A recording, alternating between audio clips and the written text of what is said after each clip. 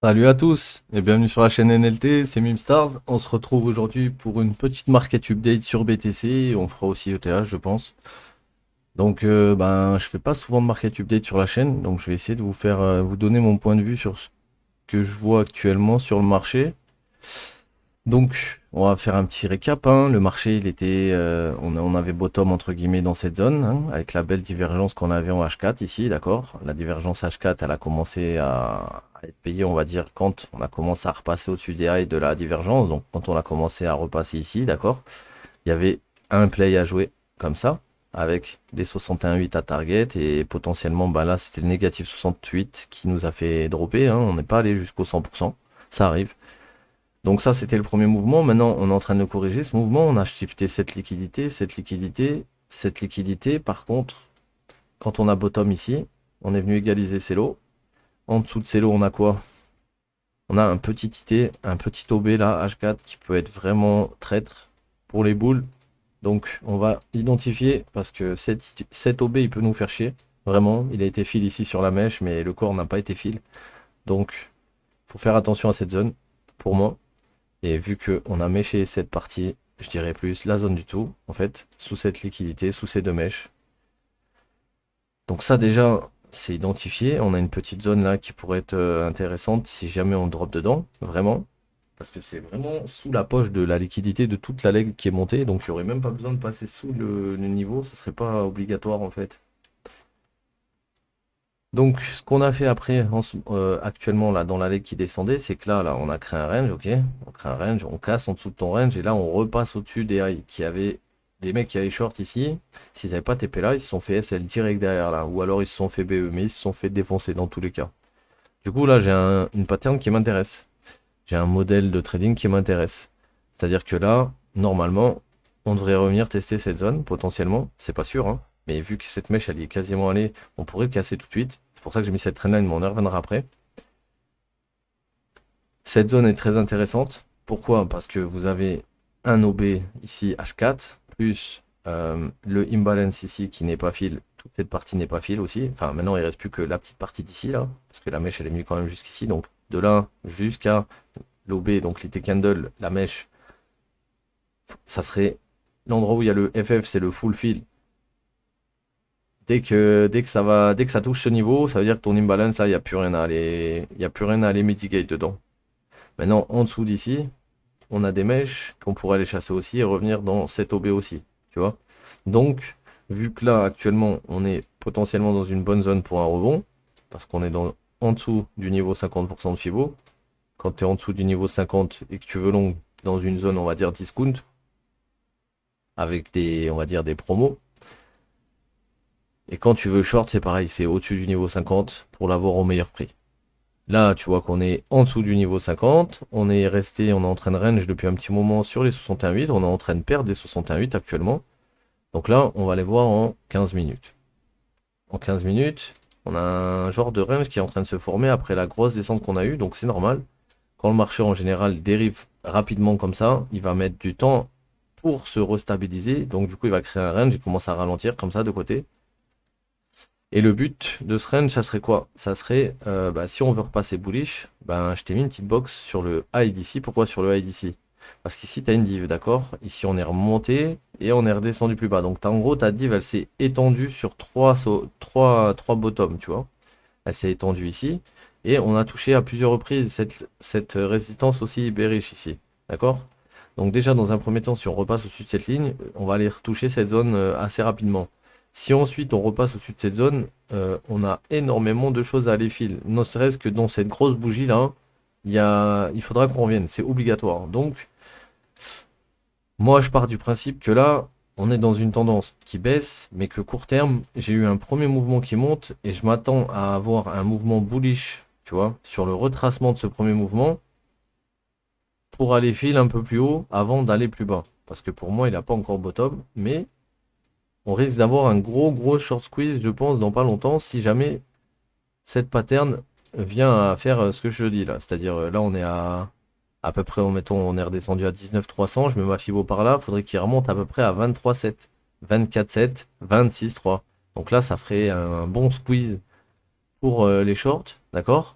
Et derrière, qu'est-ce que nous, on pourrait anticiper dans cette zone?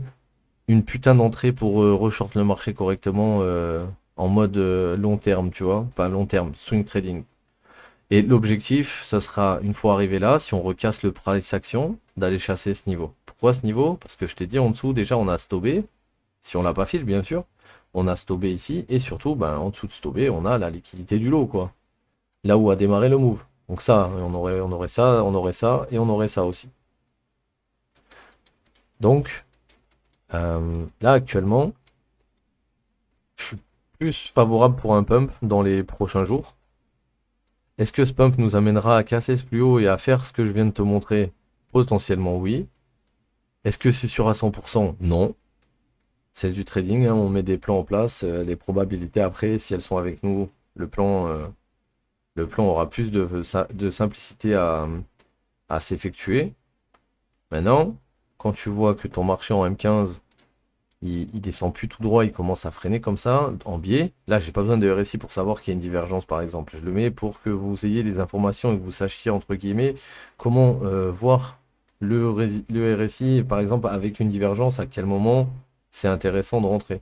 Ah, c'est intéressant de rentrer quand tu as ta div, tu vas créer des pics au-dessus, au-dessus, et dès que tu vas passer au-dessus, en fait, de ces pics. Donc, dès que tu vas sortir de cette zone, ça va être intéressant de ouf. Pourquoi? Parce qu'on va sûrement sortir, accélérer, revenir tester. Quand on revient tester, c'est là qu'on vient de chercher. Toi, tu rentres ici. Et une fois que tu es rentré, tu hold après. Tu hold pourquoi? Parce que là, ton impulsion, elle est montée ici.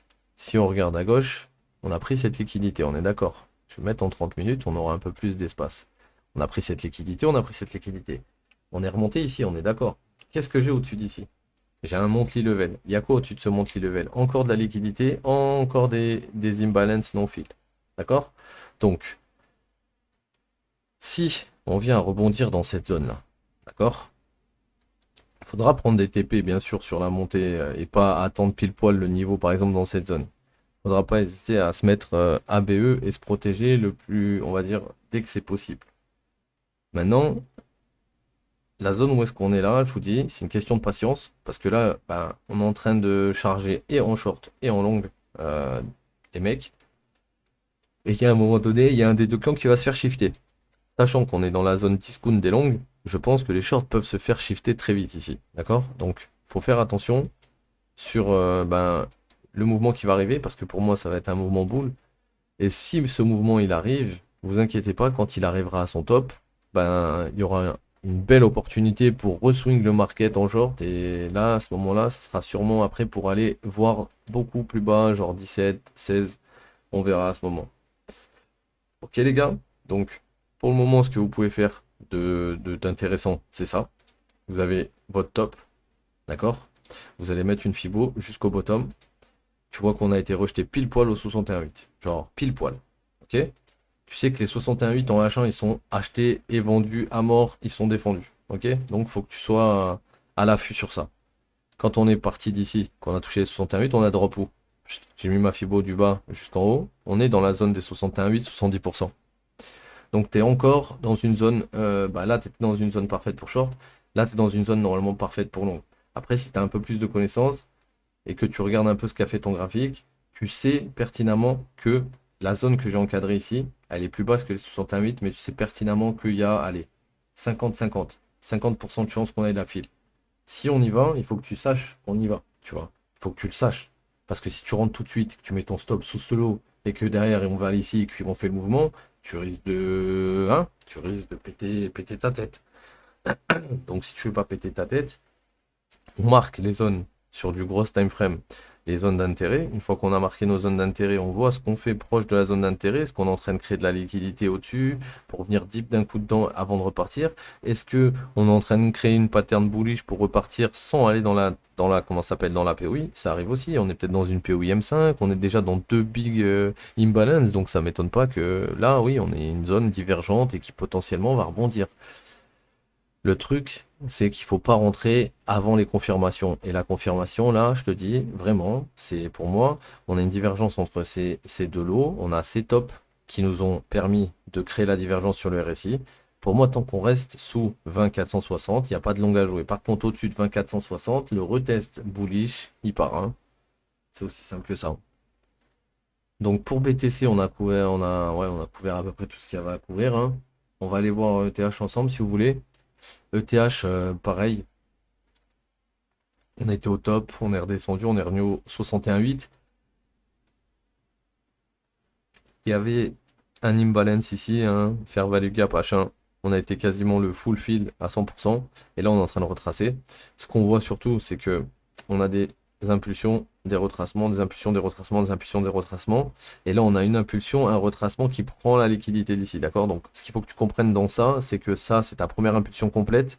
Et ça, c'est le retracement de ta première impulsion complète. Donc, vu qu'on est à contre-tendance là, c'est-à-dire qu'on commence à casser le price action baissier, on va chercher des shorts, mais on va pas les chercher sur cette première leg. On va les chercher, on va laisser passer ce premier mouvement, on va redescendre, et là, quand on va remonter ici, c'est là où on va chercher des shorts, ok? Pourquoi? Parce que ton marché, il descend. Quand il rebondit, il va te donner des opportunités pour rentrer dans ta tendance. Donc là, on se met ici, sur le top, sur le bottom, je pars d'ici, regarde la zone qu'on a été fil. Les 100, les 123. Et encore, les 123 n'ont même pas été touchés. Si tu avais short au 100%, tu seras en drawdown pendant un petit moment, et après, c'était fini. Donc là, vu que ça a touché les 100 et les 123 et que ça est retracé, on est peut-être déjà dans une correction plus grosse sur ETH. Et s'il fait ça, malheureusement, BTC va suivre. Le truc qu'il faut vous dire surtout, c'est que là, vous avez une descente. Sur cette descente, on a commencé à venir chasser les highs, on est d'accord. On est venu au-dessus là. Est-ce que au-dessus de ce high, on a d'autres highs à aller chasser? La réponse, c'est oui. D'accord? Donc, ok, on a cassé le price action ici, ici. On va aller plus bas. D'accord, ça, je suis d'accord. En une heure, c'est clean. Maintenant, ce qui est moins clean, c'est là. On a top ici. On n'a même pas touché les 61,8. Alors, je vais te donner tout mon point, toute ma logique là. On est proche du niveau où c'est censé aller toucher. On l'a pas touché, on a créé des highs égales. Ça veut dire quoi? Ça veut dire que là, on se prépare à retourner dans cette zone pour revenir taper sûrement ça, voire plus haut, d'accord? Avant de potentiellement drop. Pourquoi? Parce que si ton marché, il te laisse des tops égaux comme ça, égales, pardon. Non, des tops égaux, oui. Ouais, il te laisse deux tops égaux ici et ici. Et au-dessus, il y a les 61,8. Au-dessus, il y a un monthly level. Au-dessus, il y a plein de choses. Au-dessus, il y a encore de la liquidité. Pour moi, je pense, tant que ce mouvement qui a commencé ici, qui est monté là et qui est redescendu là, donc tant que le TH reste au-dessus d'ici, l'objectif c'est de remonter là-dedans là. Ok? C'est de remonter là-dedans. Mais il faut absolument qu'on reste au-dessus de ce niveau. Parce que si on commence à venir sous ces mèches et tout, là on a un problème. Parce que ça c'était ton premier mouvement, ça c'est ton deuxième mouvement, et ça c'est ton troisième mouvement. Donc ça c'est ta ABC complète, et ça c'est ta 1-2 potentiellement. Ou ta A, B. Et maintenant tu vas faire ta C complète. C'est-à-dire que là, si je pars du principe que là ça a cassé le price action, que ça c'est le top, et qu'on va plus bas, au minimum, c'est-à-dire les 100%, ils seraient où là? Ouais, on retournera à 1177, entre 1177 et 1030, tu vois, sur le monthly en fait. Donc ça, on peut le faire, mais on va pas le faire, je pense, directement. On va peut-être le faire après avoir été sortir eux, parce qu'il y a encore des choses à filer ici, pour aller filer cette petite zone, voire cette petite zone. C'est clairement possible. C'est clairement possible. Si je regarde en plus les structures, elles sont bullish, tu vois. Là, on descend, on monte, on descend, on monte, on descend, on monte. Enfin, vous avez compris. Et là, quand on revient ici, on prend un peu la liquidité de... On prend pas tout, c'est ça le problème. Donc, faut faire gaffe cette liquidité quand même. Parce que là, imaginons on fait un truc comme ça ferait partir vers 1910, 1995. Et c'est ce que j'aimerais voir en fait. Parce que le BTC, il a un setup assez bullish. Donc j'aimerais pas voir le TH enfoncé, sinon ça va annuler un peu ce qu'il nous avait montré de potentiellement bullish, tu vois. Et c'est même pas question de prendre une perte ou quoi que ce soit, hein. Je parle plus pour le setup en fait. Il est tellement propre que s'il se réalise de A à Z, par exemple, t'as un break ici, t'as un break ici, on passe au-dessus. Quand là on redescend, à un moment donné on va rebreak, repasser au-dessus, bah là tu rentres, c'est un play parfait. Genre t'as attendu le premier break, changement de marqué structure, t'attends le retour il te refait la même break, changement de marqué structure, bon bah ça part. Ça part en fait. Parce que si tu rentres pas là, tu rentreras jamais en fait. Tu vois ce que je veux dire? Donc là actuellement pour moi c'est en attente de bail, parce que c'est BTC qui va vraiment déclencher le mouvement, s'il déclenche. Parce que là, comme je vous ai dit, hein, le BTC, là, il est toujours sous cette petite trendline et sous ces lows, et sous ces highs, pardon. Donc pour moi, on gagne 20 500, on a des chances d'aller beaucoup plus haut. 21 500 facile déjà.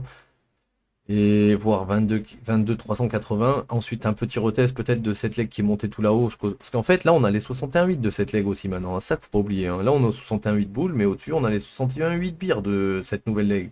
Et à partir des 50%, tu es dans une zone discount pour short. Ça veut dire vraiment prime pour short. C'est pas discount, c'est prime. C'est-à-dire, ils ont pris le prix à son prime avant de repartir à une zone discount. Donc là, imaginons, il repart là. 21,6, 21,9, déjà grosse résistance. 22,178, grosse résistance. Pourquoi? Parce que là, imaginons on rebondit, j'enlève la fibre de derrière. Ton mouvement, il va faire quoi? Il va faire potentiellement quelque chose comme ça. Il va monter, puis il va arriver comme ça, puis après il va retracer. Et quand il va retracer quoi? Pareil, t'es 61,8. Donc là, concrètement, ça je joue pas. Là, j'attends. Dès qu'on revient là. Mais ça, je joue pas potentiellement, parce que ça m'intéresse pas. Si je voulais jouer un mouvement comme ça, je me mets en M1 et je prends le break au niveau de la cassure directe, au moment où il arrive, mais pas en 1 heure. En 1 heure, je le laisse break et je le laisse venir au test. Soit ma zone qui la break, soit la fibre un peu plus basse pour prendre un peu de liquidité. Mais logiquement, s'il fait ça déjà et qu'il revient test au 61,8 et que c'est racheté, bon bah derrière, on va arracher le top, hein. Et ça sera pareil sur ETH, vu qu'on voyait qu'il y avait des top égaux. Donc voilà, ça c'est mon point de vue sur le BTC et le TH pour, ben, on va dire, la semaine hein, qui arrive, hein. Potentiellement, on peut monter, on peut monter. Il n'y a que si vraiment on arrache ce lot, qu'on annule le setup. Et pour le moment, on est loin de ce lot. Donc on va pas commencer à dire oui, le setup est annulé. Non, le setup, au contraire, hein. Il y a une pète de divergence H1. Si on repasse au-dessus de CA, je te garantis que ça va fly, frérot. Donc faut rester à l'affût et faut attendre. Et quand ça va fly, faut pas FOMO quand ça fly, il faut que tu attendes le retracement. Il y aura le retracement quoi qu'il arrive. Si tu regardes dans le passé à chaque fois, hein, tu as des zones où c'est que on bloque pendant un moment, on fait rien, d'un coup, bah, on pète. Si toi tu rentres pendant que ça a pété, bah, hit stop et hop, il y a le move. Donc toi, t'attends ça. T'attends potentiellement ça pète, ça vient retest et on part.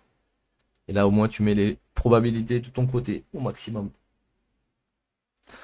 Les frérots, je pense qu'on a fait le tour hein, pour aujourd'hui. Donc j'espère que la vidéo vous aura un peu éclairé sur le marché. En tout cas, ça m'a fait plaisir de vous la faire. C'était Mimstars. Passez une bonne semaine et on se dit à lundi sur Discord. Ciao, ciao tout le monde.